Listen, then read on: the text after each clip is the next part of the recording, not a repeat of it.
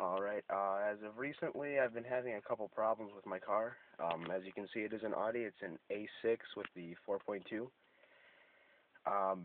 First of which is that it'll start up and then try to stall, but it'll surge back up.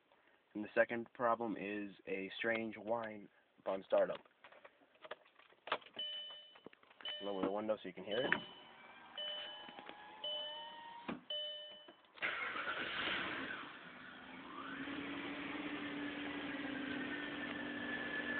And that's the startup whine.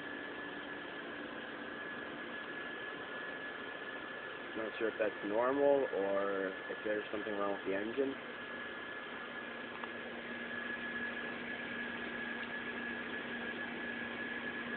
It only does the noise for about a minute before it eventually warms up and just goes away.